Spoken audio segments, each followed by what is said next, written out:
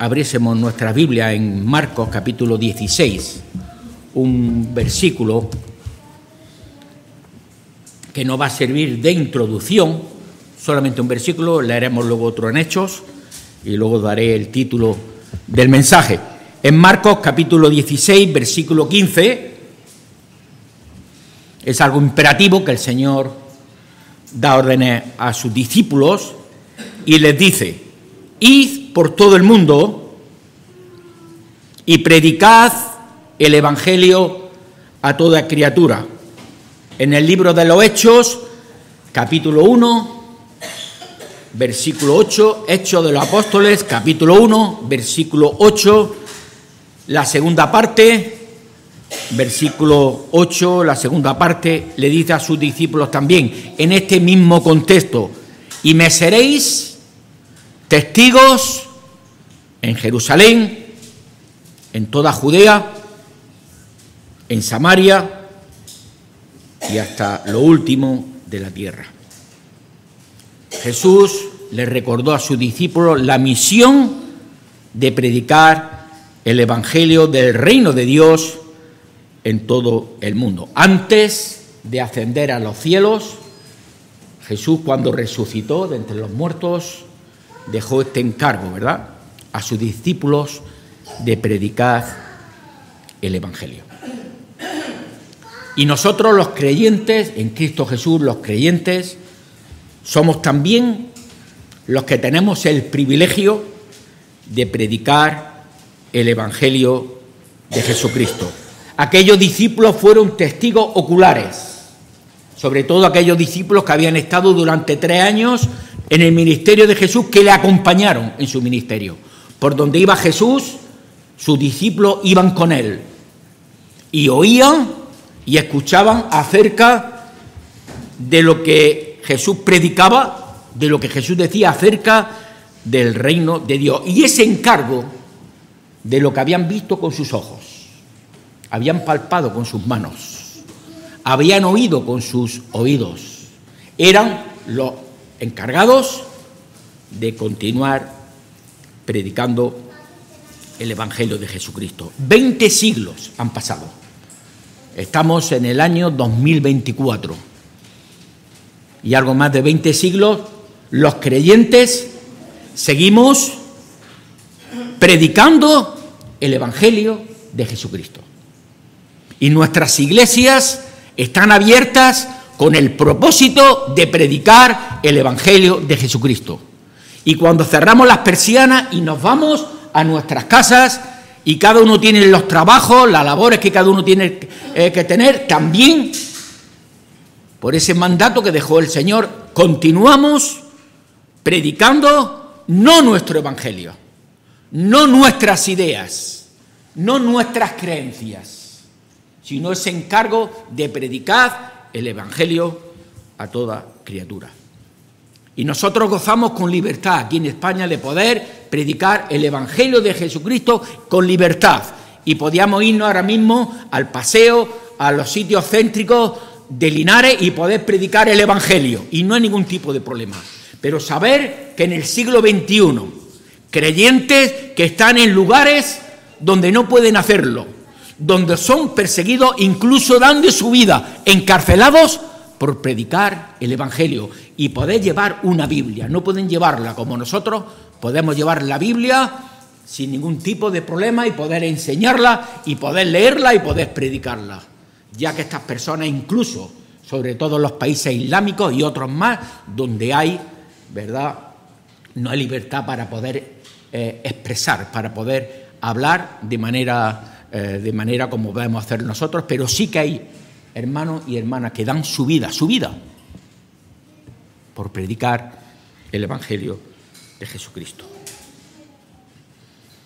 Tenemos que seguir predicando el Evangelio de Jesucristo, donde sabemos que aunque haya libertad, sabemos que el corazón de la persona, el alma de la persona, cuando no tiene a Cristo, está vacía.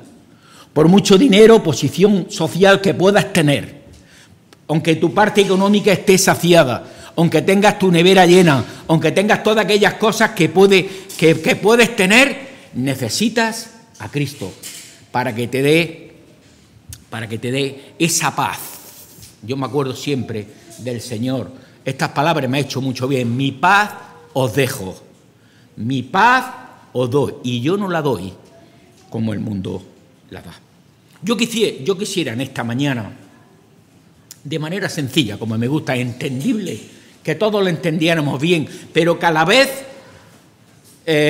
lo cogiésemos, ¿verdad?, como nuestro, y le he puesto el título al mensaje: conceptos básicos de presentar el Evangelio de Jesucristo, hermano. No podemos irnos por los cerros de Úbeda, no podemos irnos, ¿verdad?, por las modas que la sociedad nos pueden hacer variar muchas cosas, sino que tenemos que ir a su palabra, y lo iremos demostrando con la palabra de Dios, para que esos conceptos básicos, como le he puesto por título, conceptos básicos que debemos de perseverar y presentar el Evangelio de Jesucristo. Porque en sí el mensaje tiene como fin que las personas necesitan conocer a Jesús como su Salvador y Señor de sus vidas. El primer concepto, vamos a dar algunos conceptos que debemos de reiterar y tener presente para presentar el Evangelio de Jesucristo. Le hemos puesto el primer concepto: Cristo, el Rey de la Gloria, se hace hombre. Lucas capítulo 2, versículos 10 y 11. Lucas, Evangelio de Lucas, capítulo 2, versículos 10 y 11. Dice así el Evangelio de Lucas. Dice: pero el ángel les dijo, versículo 10, no temáis, porque aquí os doy nuevas de gran gozo, que será para todo el pueblo, que os ha nacido hoy en la ciudad de David un Salvador, que es Cristo el Señor. Y estos dos versículos conviene para que practiquemos el Evangelio genuino, para que las personas se enteren que no hay que esperar el 25 de diciembre, no hay que esperar una Navidad para recordar, en algunos países, en otros no, ¿verdad?, cómo se recuerda el nacimiento de Jesús. El nacimiento de Jesús, lo hemos visto, fue una vez dentro de nuestra historia. Y vemos como aquí el Evangelio de Lucas: os ha nacido hoy en la ciudad de David. No nos da un día concreto, pero sabemos que hace algo más de 2000 años Jesucristo vino a este mundo y nació en Belén de Judea, no caprichosamente, aunque sabemos que su madre María salió para un censo, y cuando te pilla, y las mujeres entendéis, ¿verdad?, cuando está de parto, te toca, y no mira el lugar ni el sitio donde quizás hayas preparado, sino que si se presenta el parto, pues lo tienes que tener. Y vemos cómo se cumplía la profecía de que Jesús tenía que nacer en Belén de Judea. Y conviene, mis queridos hermanos y queridos amigos, que saber que Jesús de Nazaret, su nacimiento, no es un personaje más. Y ya empezamos aquí. Para algunas religiones. En el momento que no proclamemos que Jesús es Dios, que Jesús nació en Belén, que Jesús nació en ese lugar donde hoy puedes coger un avión y llegar a Israel, a Belén, y poder saber más o menos dónde nació Jesús, en aquel pesebre, en aquel establo, en aquel lugar.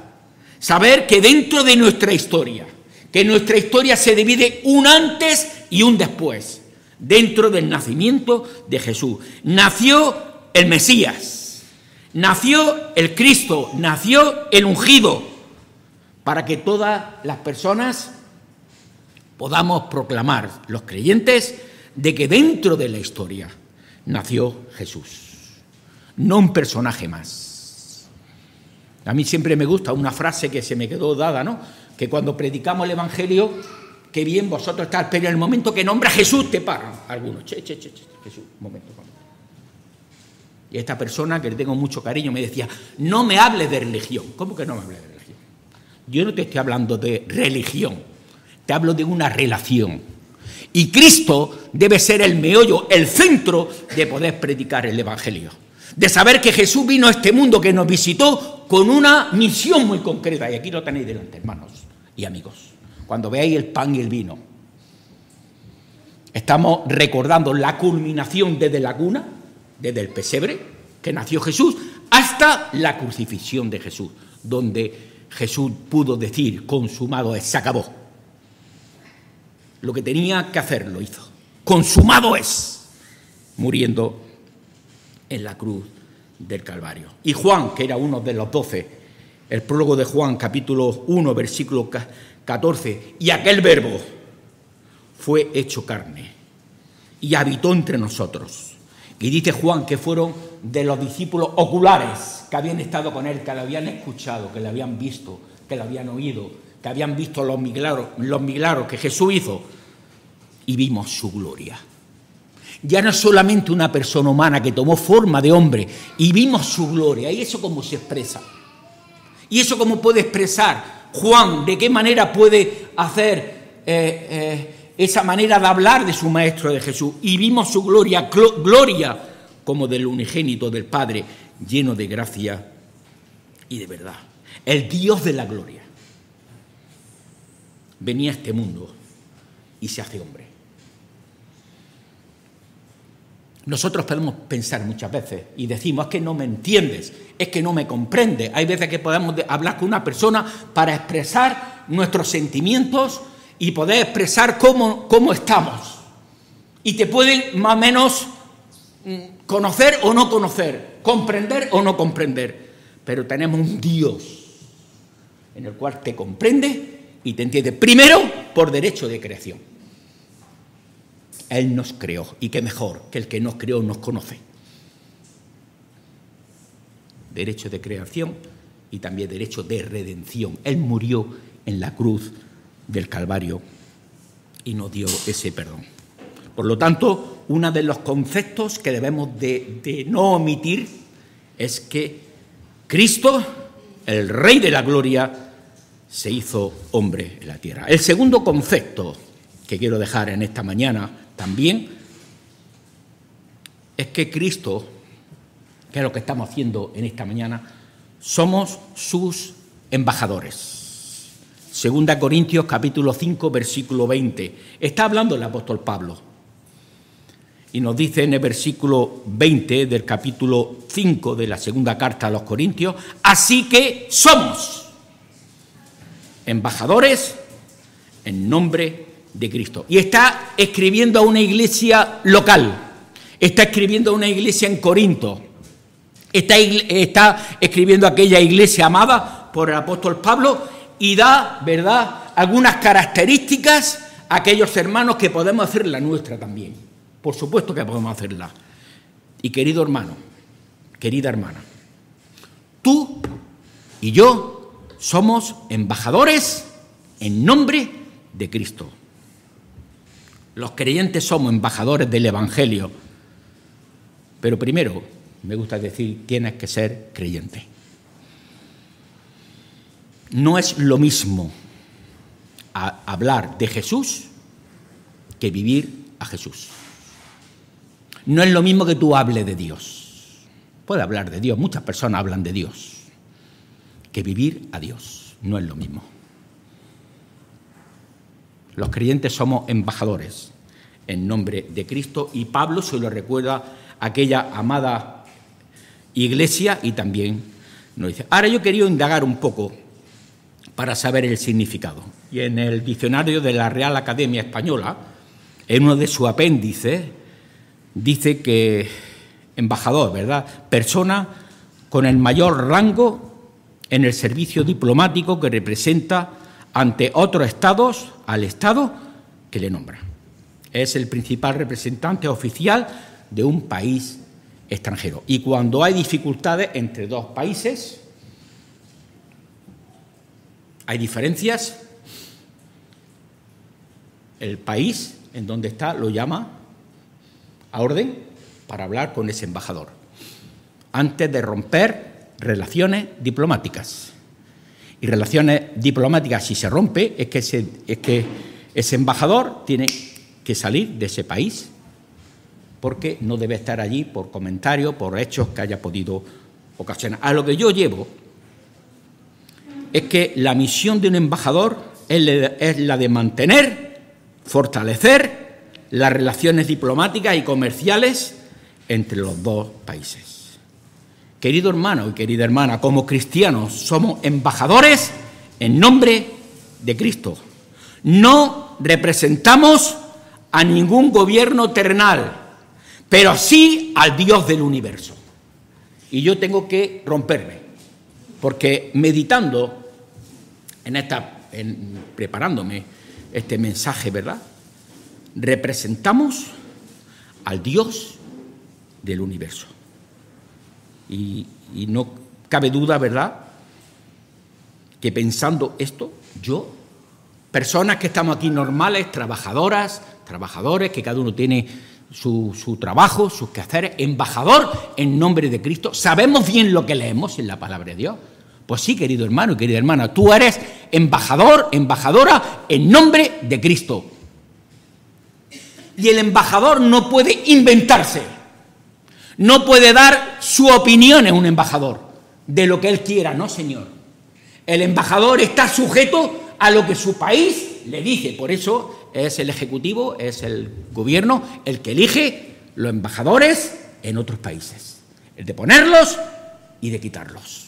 Por lo tanto, ese embajador tiene que dar la imagen y también pronunciarse en lo que su país le dice. Por lo tanto, nosotros no tenemos, yo no tengo aquí mi manera de pensar o de poder expresarme, sino que representamos como embajadores en nombre de Cristo nuestro mensaje del Evangelio. El que nos envió ir y predicar nos acompaña todos los días. Es importante, hermanos, y os lo digo, ¿verdad?, de saber que tú y yo no estamos solos. ¡Cuánta soledad! ¡Cuánta soledad! Yo escuchaba en la radio, ¿verdad? Soy un apasionado de la radio. La cantidad de personas que están por la noche simplemente con un transistor, con una radio. Y una de las frases que oía, me siento solo, me siento sola. Tenemos un Dios que te acompaña. Tenemos un Dios que te comprende. Tenemos un Dios en el cual no nos deja. Aquí yo estoy con vosotros todos los días hasta el fin del mundo. Y es verdad que ante nuestra soledad, que la tenemos, ante nuestras inquietudes, que las tenemos, ante nuestros altibajos, que los tenemos, los creyentes también los tenemos, saber que tenemos un Dios grande y somos embajadores en nombre de Cristo para predicar su evangelio. Y son conceptos básicos, hermanos, que tenemos que tener y asimilar cada vez que se nos presente la oportunidad. Ese mensaje nos trae esperanza, gozo y poder. Y tenemos una gran responsabilidad de poder predicar el evangelio de Jesucristo, quien nos envió y que nos acompaña todos los días de nuestra vida. El tercer concepto que debemos de tener básico de predicar el evangelio es que Cristo murió por nuestros pecados. A algunos les recuerda que cuando ven un crucifijo o un Cristo en la cruz, ¿lo puedes ver? ¿Se puede ver? Bueno, pues, pobre hombre, nunca dirá que es Dios, en el cual, por decir la verdad, lo mataron, como se nos dice, por sus ideas lo mataron, le prendieron, por hacer el bien, por envidia lo mataron, por envidia lo mataron los poderes religiosos, políticos, por envidia, ya que llevaba a mucha gente, eso te crea envidia, y la envidia mata. La envidia mata. Caín mató a su hermano Abel por envidia, hermano de sangre. por envidia. La envidia. Debemos de saber que Cristo murió por nuestros pecados. Primera de Corintios, capítulo 15, versículo 3, la segunda parte del versículo, Pablo hablando acerca de la resurrección de Jesús, un capítulo apologético, defensa de la resurrección, pero lógicamente primero quiere dejar claro y dice el versículo 15, versículo 15, versículo 3, que Cristo murió por nuestros pecados conforme a las Escrituras. Yo quisiera a los más jóvenes y también a los más mayores, y para mí, de que la presentación del Evangelio que demos, las buenas nuevas, no omitamos nunca que Cristo murió por nuestros pecados. Y después de 2000 años seguimos, continuamos, para que no se adultere, para que no haya ningún tipo de complejos, con valentía, con firmeza, con convicción, ¿daros cuenta? Se deteriore, adultere, sin complejos, con valentía, con firmeza, con convicción, aunque sea algo impopular. Hoy en día no hay persecución en el sentido literal. Pero si, por lo menos a mí, tú dices en algunas personas que Cristo murió por nuestros pecados, lo primero que va a salir va a ser una sonrisa de burla. ¿Cómo? ¿Pecados? Díselo a las personas religiosas. Cristo murió por nuestros pecados. Y eso no es algo popular. Y eso es de manera de chiste. Y eso es manera de decir que todos somos pecadores. Es algo que hay en algunas personas, no en todas. Puede haber burla. ¿Pecados? Todos somos pecadores. Y si tú no te sientes pecador o pecadora, nunca tendrás la salvación. ¡Nunca! Si tú te quieres presentar a Jesús como una persona buena, que la hay. Si tú quieres presentar al Señor todas tus obras, que la hay. Si tú quieres presentar al Señor todo aquello que tú crees que te mereces, una frase que nunca debemos de usar los creyentes, ¿verdad? Yo me merezco. ¿Qué te mereces? ¿Qué te mereces? ¿Qué te mereces? Delante del Señor hablo. ¿Qué te mereces? ¿Qué me merezco yo? Delante del Señor, ¿qué me merezco yo? El Señor murió en la cruz por nuestros pecados. Y no hay que disfrazar el Evangelio de Jesucristo. Y tenemos que ser valientes con valentía en presentar el Evangelio de Jesucristo, que todos somos pecadores. Echad mano al libro de los Hechos. En el capítulo 2, me gusta siempre este pasaje, yo he predicado en más de una ocasión, porque aquí te da el meollo, te da la estructura para no irnos por los cerros de Úbeda, nuevamente lo digo, para saber qué debe tener un mensaje del Evangelio y lo que no debe de tener. Y aquí está Pedro, en el primer mensaje de predicar el Evangelio, después de morir Jesús en la cruz. Al poco tiempo, ¿verdad?, es Pedro allí mismo en ese lugar, en Jerusalén, donde podía mirar donde estaba el monte Calvario, donde podía estar cerca donde murió Jesús, donde le pusieron en la tumba, estaba cerca para los contemporáneos, para las personas que podían ir andando a verlo. Y Pedro tiene que predicar el Evangelio. ¿Qué usa el apóstol Pedro como estructura del mensaje? De eso se le llama el primer mensaje del Evangelio. Y dice así, ¿verdad? En Hechos, capítulo 2, versículo, empezamos 22. Varones israelitas, oíd estas palabras. Jesús Nazareno, que os acordáis, que no estoy diciendo Jesús Nazareno de hace ya un año, no, que lo conocéis, que lo habéis visto andar por aquí.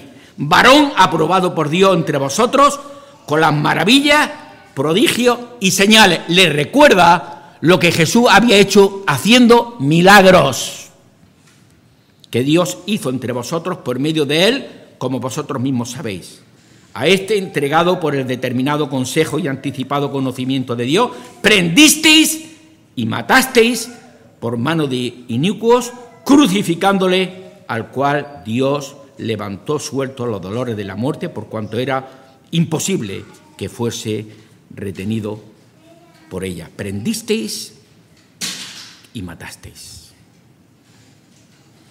El apóstol Pablo también, 1 Corintios capítulo 15, versículo 3, diría que Cristo, y aquí no tiene pelo en la lengua, ¿verdad? El apóstol Pablo, que Cristo murió por nuestros pecados conforme a las Escrituras.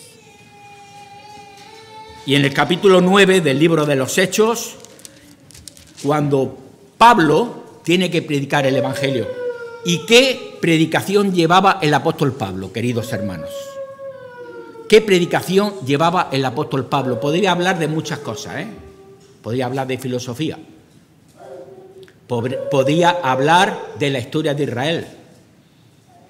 Podía hablar de lo que le enseñó su maestro Gamaliel, el máximo maestro de Israel. Podía tener conocimiento como hombres sabios, como fariseo, lo había. Podía hablar de muchas cosas. Pero Hechos capítulo 9, versículo 20, Hechos capítulo 9, versículo 20, dice, enseguida predicaba a Cristo en la sinagoga, diciendo que este era el Hijo de Dios. ¿Qué predicaba el apóstol Pablo? ¿Cuál era el mensaje del Evangelio? Que Cristo era el Hijo de Dios. Versículo 22. Pero Saulo mucho más se esforzaba y confundía a los judíos que moraban en Damasco, demostrando que Jesús era el Cristo o el Mesías, el ungido. Demostrando. Aquí no es lo que se quiere hacer en el día de hoy. ¿Qué más da lo que tú creas? ¿Qué más da que tú pienses de una manera y otra? Todos somos hijos de Dios. Es una gran mentira. Todos no somos hijos de Dios. Y lo tengo que decir así. No es verdad que todos somos hijos de Dios. Somos criaturas de Dios. Somos creación de Dios, claro. Claro que sí. Pero aquí vemos cómo el apóstol Pablo, enseguida que se convirtió al Señor, demostrando que Jesús era el Cristo. Y lo quiero decir con todo el cariño.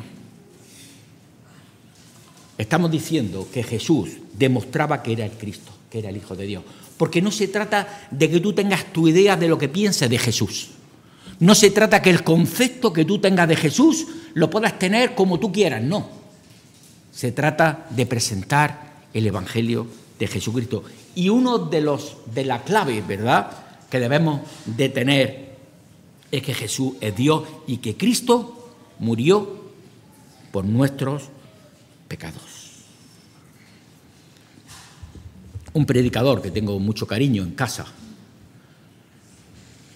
me decía que había estado en una de las iglesias por España. Él predica el Evangelio, predica la palabra por toda España, y recuerda una de las iglesias que fue invitado y habló precisamente de esto, de que todos somos pecadores y que Cristo murió por nuestros pecados. Y al finalizar el culto le dijeron a algunas personas que había sido un mensaje de miedo. Parece que estábamos asustados de que presentara que Cristo murió por nuestros pecados y que todos somos pecadores. Pero es lo que hay que decir. Es lo que hay que decir, que Cristo murió por nuestros pecados. Y el Evangelio de Jesucristo, tanto como hemos visto en Hechos, como el Evangelio, debemos de seguir continuando acerca de lo que el Evangelio nos dice. El cuarto concepto que debemos de tener es que Cristo nos quita el temor a la muerte.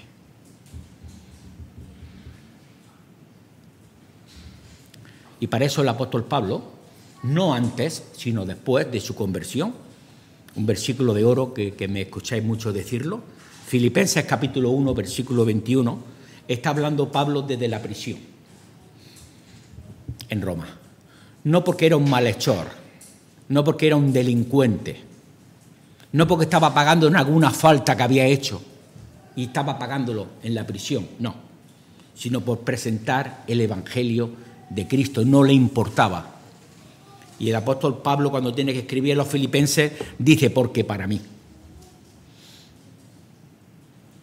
Hermano, es algo en esa frase. Voy a resumir lo que es mi vida. ¿Cómo resumirías tu vida tú? ¿Qué dirías de tu vida tú? No del que esté al lado tuyo, adelante o detrás, no.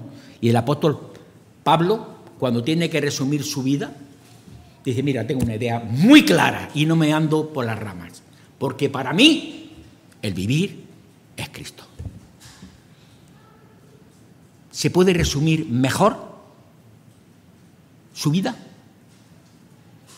¿Se puede resumir mejor la vida de una persona? Porque para mí la prioridad, que hay muchas prioridades, la primera, luego viene la segunda, la tercera, las prioridades que podamos tener. Para mí el vivir es Cristo, pero ahora viene la segunda. Y el morir es ganancia.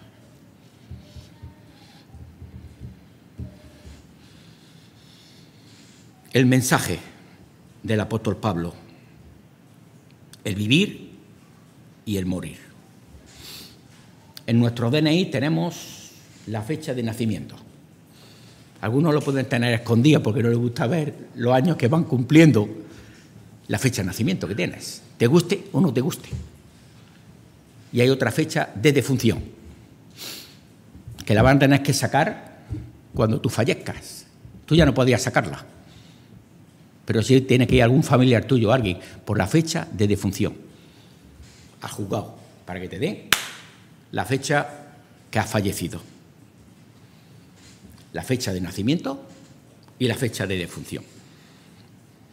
Yo sé, con certeza, con seguridad, no por mis méritos, sino de los que estamos aquí, que para mí el vivir es Cristo y el morir es ganancia.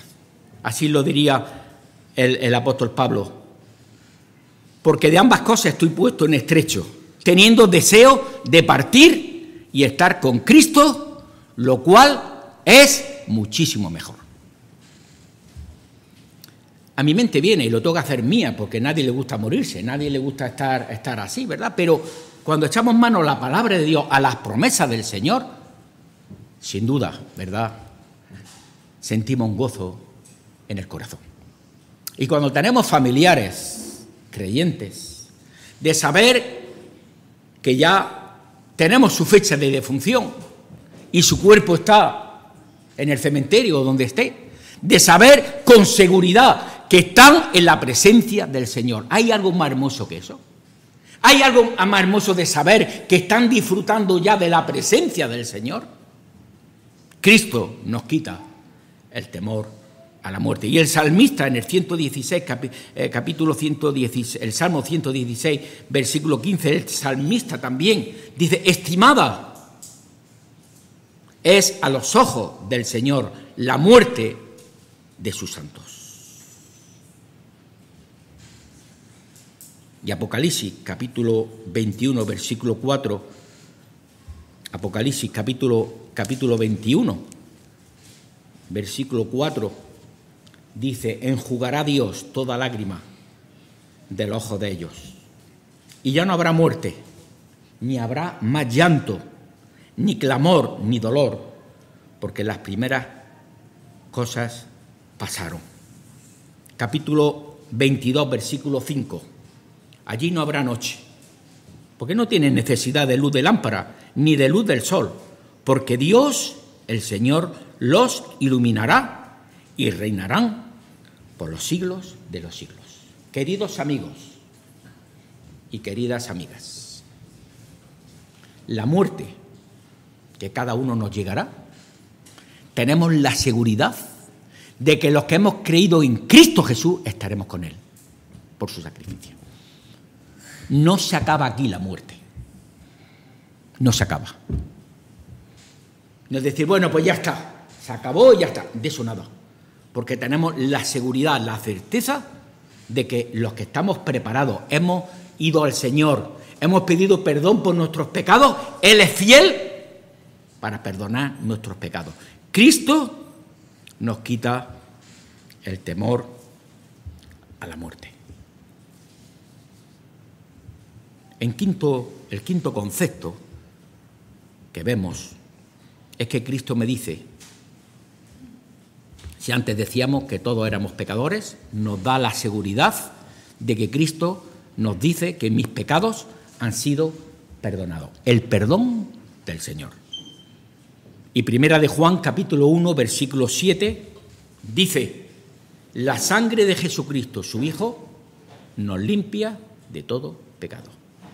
Métela en tu corazón, querido hermano, querida hermana. Podamos tener este versículo presente de que la sangre de Jesucristo, su Hijo, nos limpia de todo pecado. Cristo en la cruz del Calvario, por medio de su sacrificio, ha echado sobre sí todos los pecados de la humanidad. Por su amor, Él puede tomar tus pecados y se los ha echado sobre su espalda. Miqueas, el Antiguo Testamento, el profeta Miqueas, en el capítulo 7, versículo 18, este profeta dice, ¿qué Dios como tú, que perdona la maldad y olvida el pecado? Y aquí hay algo importante para asimilarlo cada uno de las características que debe de haber para perdonar. Si no, no hay perdón. Y lo dice Miqueas. Perdona y olvida. No digamos nunca. Vale, yo te perdono. Vale, ya está. ¿Qué estás hablando? Venga, sí. ¿Tú quieres que te perdone? Venga, te perdono. Y olvida. Para que haya auténtico perdón. El Señor perdonó nuestros pecados y olvida. Versículo 19 también del profeta del profeta Miqueas. Sepultará nuestras iniquidades y echará en lo profundo del mar todos nuestros pecados. El Señor nos perdona y olvida. A mí me da una satisfacción plena de saber que cuando he ido a Jesús y le he pedido al Señor que perdone mis pecados, todo aquello que viene a mi mente, que me avergüenzo de saber que tenemos un Dios que murió en la cruz dando su vida, perdona y olvida. Son las características, ¿verdad?, que tenemos en el Señor. Ahora también, otro concepto que tenemos es que Cristo te dice que habrá un día un juicio, y eso no podemos omitirlo. Nos dice el Evangelio de Juan, capítulo 5, versículo 24. Juan, capítulo 5, Evangelio según San Juan, capítulo 5, versículo 24 en adelante, dice que de cierto os digo, el que oye mi palabra y cree al que me envió, tiene vida eterna y no vendrá a condenación, mas ha pasado de muerte a vida. Y aquí es la traducción más correcta, ¿verdad? De cierto te digo, que el que oye mi palabra y cree al que me envió, tiene vida eterna y no vendrá a condenación. Está hablando de juicio, pues ha pasado de muerte a vida. Hebreos capítulo 9, versículo 27, el autor a los Hebreos dice, y de la manera que está establecido para los hombres, para las mujeres, que mueran una sola vez y después de esto el juicio. El profeta Amós también nos diría en el capítulo 4, versículos 12 y 13, prepárate para venir al encuentro de tu Dios. Prepárate. ¿Estás preparado, querido amigo y amiga? La gente se prepara para unas oposiciones, la gente se prepara para un puesto de trabajo, la gente se prepara a mejorar su trabajo laboral, la gente se prepara para hacer algún curso de formación que tenemos que hacer, la gente se prepara para sacarse un carnet de conducir, la gente se prepara para 1000 cosas, ¿verdad? Lo principal, lo prioritario, ¿estás preparado para cuando tengas un encuentro con el Señor? Porque lo vas a tener. ¿Estás preparado? ¿Estás preparado? Porque aquí el profeta Amós, prepárate para venir al encuentro de tu Dios. No lo dejes, no lo dejes. ¿Sabes por qué? Porque eso no viene del Señor. Para algunos, bueno, ya tendré tiempo, lo dejo para más adelante, yo todavía soy joven, yo todavía tengo muchos proyectos en mi vida, yo todavía tengo que hacer muchas cosas. Prepárate para venir al encuentro de tu Dios. Y aquí el profeta Amós, hablando a su pueblo, en el capítulo 5, versículo 4, dice: pero así dice el Señor a la casa de Israel, buscadme y viviréis, buscadme y viviréis. Jesús diría: yo soy el camino, yo soy la verdad y yo soy la vida. Romanos capítulo 14, versículo 10, el apóstol Pablo diría: porque todos compadeceremos ante el tribunal de Cristo. Y no solamente para los creyentes, porque aquí se refiere de que los creyentes también vamos a dar cuenta de lo que hemos hecho aquí. No para condenación, siempre me gusta decirlo, no para condenación, sí para tu servicio que ha hecho.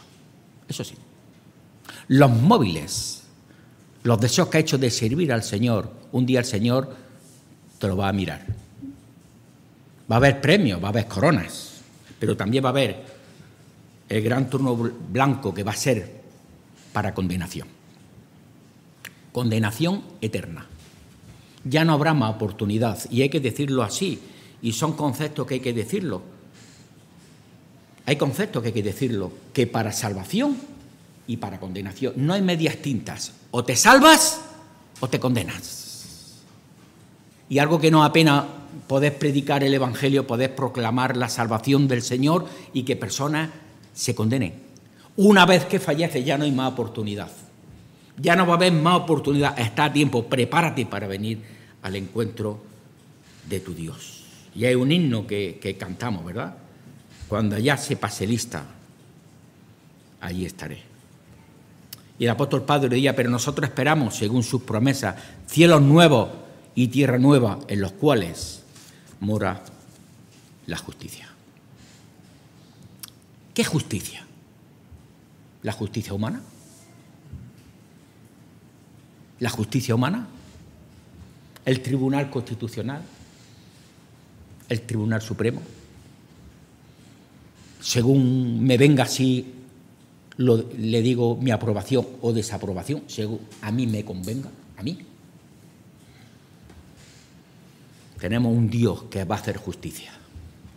Y yo doy gracias a Dios por ello. Porque muchas veces creemos que no pasa nada. A los que hacen mal cosas horribles parece que no pasa nada. ¿Que no pasa nada? Un día se van a presentar ante el Señor y van a dar cuenta de lo que han hecho. Nosotros no somos jueces, pero hay un Dios supremo que está en los cielos, los cuales va a hacer justicia. Y por último, Cristo te ofrece reconciliación. Hay una separación. Cuando dos personas están enemistadas, no se hablan, rompen su relación. Dice el apóstol Pablo en 2 Corintios capítulo 5, versículo 20, os rogamos en nombre de Cristo, reconciliaos con Dios. Pedro Pablo hablando de reconciliación. Reconciliación. Nuestras relaciones estaban rotas por el pecado. Mi acceso al Señor está roto cuando hay pecado. Cuando decimos al Señor que Él perdone y el Señor nos perdona y olvida, formamos parte de ser sus hijos, con nuestras imperfecciones, claro que sí. Pero ahora sí somos hijos de Dios. Y nos diría el apóstol Pablo en Romanos capítulo 5, versículo 10, pero si cuando éramos enemigos de Dios, fuimos reconciliados con Él mediante la muerte de su Hijo, con más razón, ¿verdad? Habiendo sido reconciliados, seremos salvados por su vida. Y la carta de Tito, en el capítulo 2, versículo 11, nos recuerda, ¿verdad?, que la gracia de Dios se ha manifestado para salvación a todos los hombres y mujeres. No tenemos un Dios racista.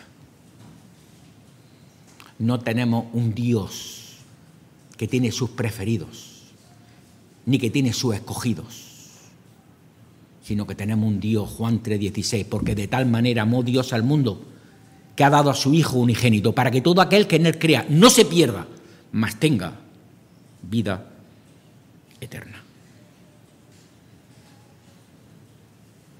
Cristo te ofrece reconciliación.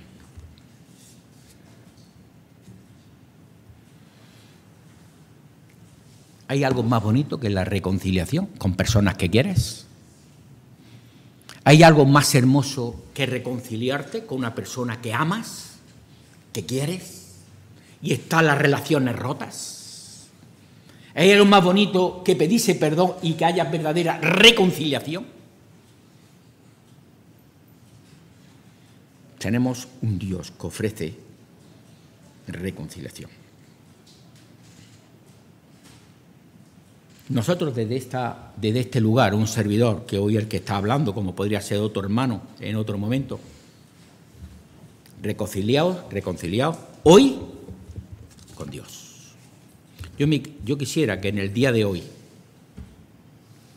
te reconciliases con tu Señor, que fuese al Señor y le pidieses perdón por tus pecados. Señor, no merezco absolutamente nada. No soy digno de ser tu hijo. ¿Os acordáis del hijo pródigo? Cuando se va de su casa, malgasta la herencia que no tenía que haberla tomado porque no se había muerto su padre.